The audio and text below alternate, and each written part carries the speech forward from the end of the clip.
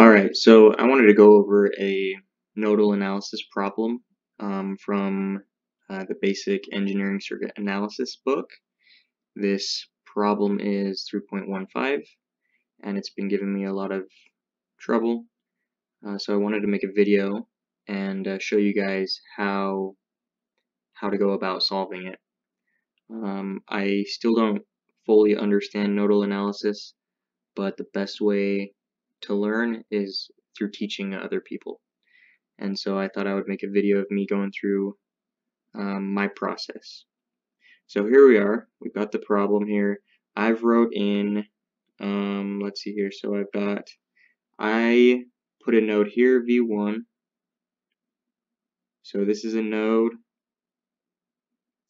We got V2 is a node, and V3 is a node.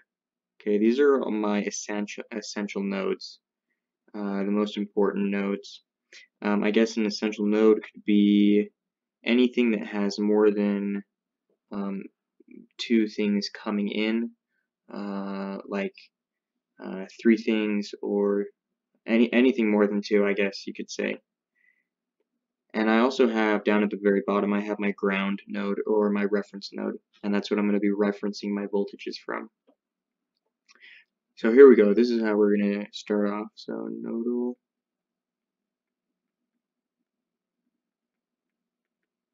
One thing, and an important concept to remember when you do nodal analysis, is just to keep everything clean.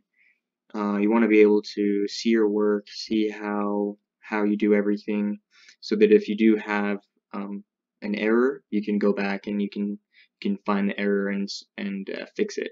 If you're messy and you're all over the place, it'll be a lot harder to figure out what went wrong. And so I'm going to try to keep try to do my best to keep everything nice and organized. So what we're going to do is we're going to do a Kirchhoff's current law at V1. So we're going to look at all the currents going in and look at all the currents going out. So at V1, I always start with 0. 0 is equal to, because all of the currents coming in and going out, they should all equal 0. So 0 is going to be equal to, we've got this 4 milliamps coming in. So 4 milliamps. We got I1 going out, so minus I1. And we got I2 going out, so minus I2. Okay, pretty simple. Now, V2, this one's kind of special, and I think this is what was kind of confusing me. V2 is actually going to be equal to negative 6 volts. And that's because of the power supply right here. Okay, if you put like a multimeter on the green point and the red point, you would get a negative 6 volts. And so now we're going to move on. Okay, Kirchhoff's current law at V2. So at not V2, we just did V2. At V3. So V3, if we look at all the currents, we got this 2 milliamps leaving, so minus 2 milliamps. We've got I3 entering plus I3. And now this is kind of hard to see, but we've got this current over here going through this, okay, and it is also coming into that node, so plus I1. So let me just make sure that I have everything right. 4 is going in, minus, okay, minus 6 volts, minus 2, plus 3, plus. Okay, so it looks like I've got everything right, and you want to go through and make sure that you check your work, make sure that you haven't forgotten anything. That can really help to reduce the chances of getting an error.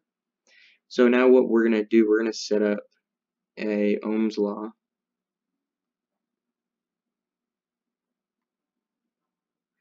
for each of the currents.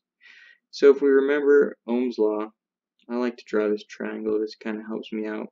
We've got voltage up top, and we've got current and resistance.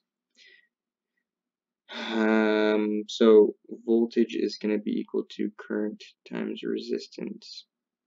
Current is going to be equal to voltage divided by resistance. So if we look at I1, that is going to be equal to some voltage over some resistance. Now I1, we already know the resistance, which is right there because it's going through that resistor. So we can just write 1K ohm right there. And now for the voltage, now this is where I got kind of confused. We've got this voltage and we've got this voltage. And so we want to find the difference between these two voltages. Because the current is going this way, V1 is going to have more voltage than V3. So let me get rid of all of my markings. So if V1 has a greater voltage than V3, we can just do V1 minus V3. And a lot of videos, I feel like they skip over the concept of how they get that. And a lot of the books too. Hopefully I explained it well enough.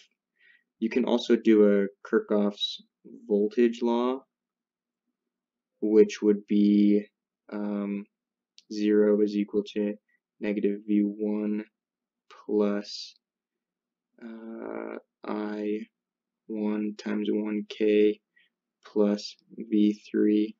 And for that one, all that I'm doing is, maybe if I can get a good pen, I'm going from this ground, I'm going up to V1, ground to V1 is negative V1, going through the circuit, back down to ground.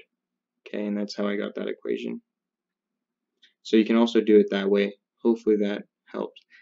These things are equivalent. Okay, these two equations are equivalent. Now for I2. I2 is going to be equal to, now if we look at I2, we've got this voltage, we've got this voltage, and the current is going this way. So we got V1 minus V2 over 1K ohm.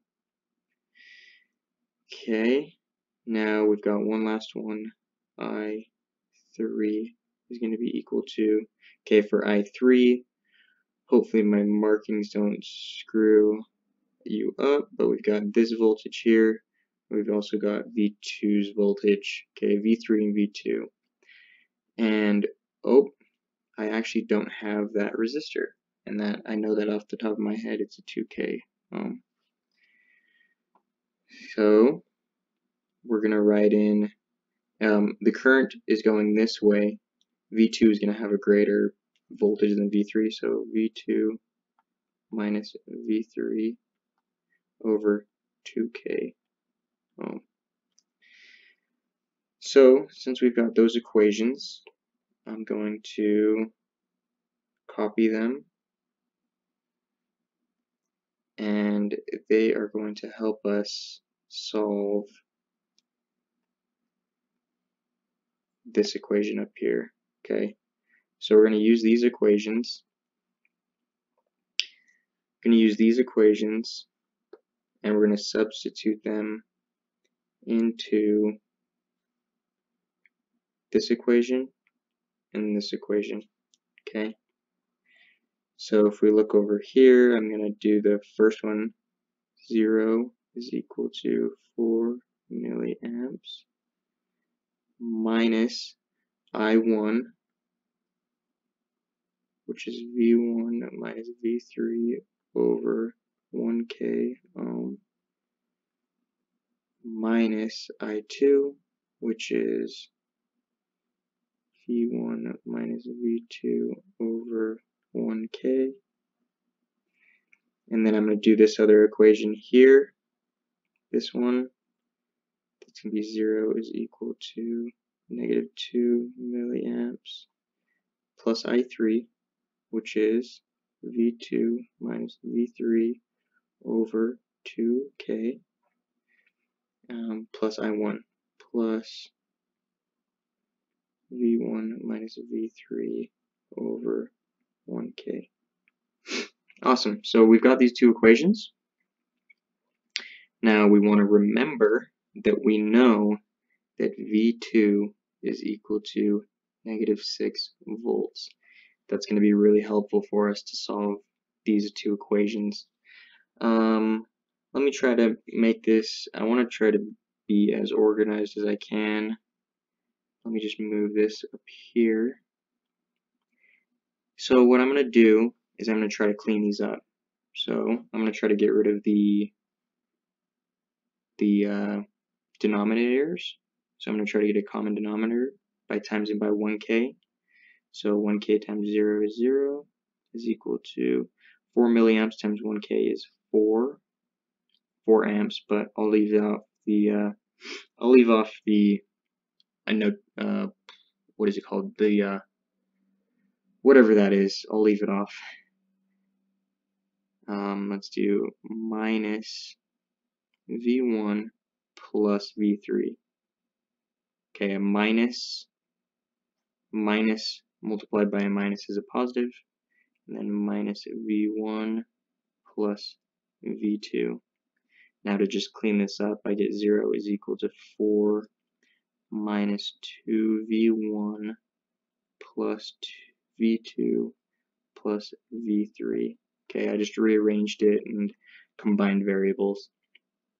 Now over here, I'm going to work on this one. Now this one I got a 2k, so I want to multiply by 2k ohms. So I get 0 is equal to -4.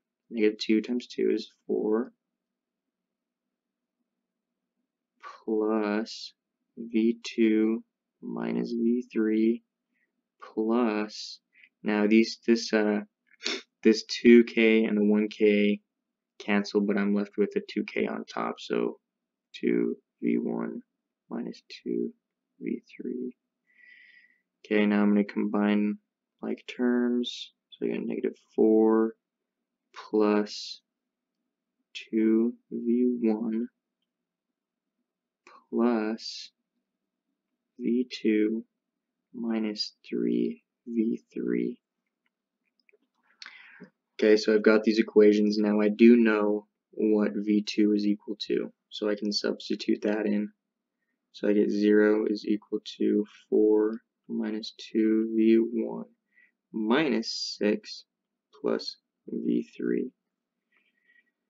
Now combining stuff and doing some algebra, I get -2 minus 2V1 plus V3, and just rearranging this, I get 2 is equal to 2V1 plus V3. That one's good. Come over here, 0 is equal to -4 plus 2V1 minus 6, because V2 is -6 minus 3V3. Just cleaning some stuff up, I get -4 minus 6 is -10 plus 2V1 minus 3V3. I get 10 is equal to 2V1 minus 3V3. Okay, so I got these two awesome equations. And these equations I'm going to put into a matrix. Okay. If you haven't taken linear algebra, this is kind of what you learn in linear algebra. So I'm going to put -2, 1, 2, 2, -3, 10. Okay, I don't know if you followed along right there, but this is x1, or sorry, v1, this is v2, v3, and this is what it's going to be equal to. I guess you could say, and I don't know, that's just what it's going to be equal to, something. Sorry, that's not a 0, it's equal to something right here. Okay, so now in linear algebra, you'd solve that and you would get a matrix that looks something like this: 1 0 0 1, and I think it's -4 -6. Let me just quickly check that matrix.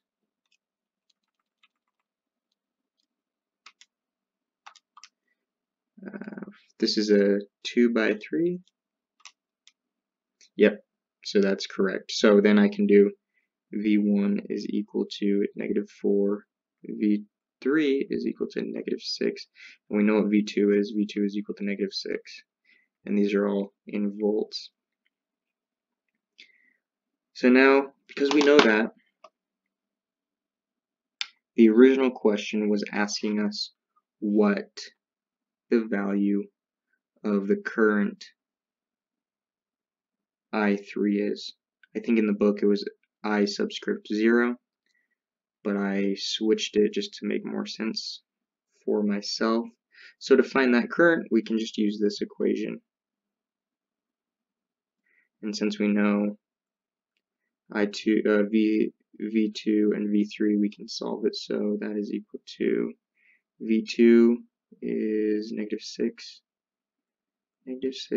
minus V3 is -6.